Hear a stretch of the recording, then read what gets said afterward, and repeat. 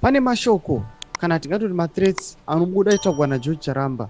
Vanhu avashamisika vakati mashoko angataurwa nemutungamiriri anova mutauriri wemutungamiriri wenyika iri awa. Sanapinda mashoko anobuda aitaurwa naJoe Charamba aiwa avhundutsa vanhu kuti vosubscribe like tina on the bell icon. Tipinda pasocial media hendo yake inonzi donzamusoro 007. Joe Charamba anoitaura mashoko ekuti yambiro kumeswa mukono the opposition. By the time Sadc finishes, we have thrown you into total paralysis. If you indulge in provocative acts, you will take years to recover. Trust us. Kuita kugura munenda senyoka.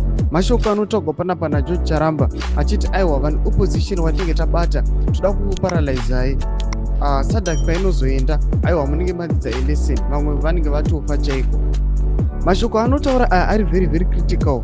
Notoona kuti munhu ane position yekuva mutauriri wemutungamiriri wenyika, which means kana ari mutauriri wemutungamiriri wenyika apa ari kuzama kuda kutosvibisa zita remutungamiriri wenyika, zvoita sekuti mashoko abuda aitaurwa nemutungamiriri wenyika Masodanzo Mnangagwa kuti aiwa vada kuparalyza munhu wese.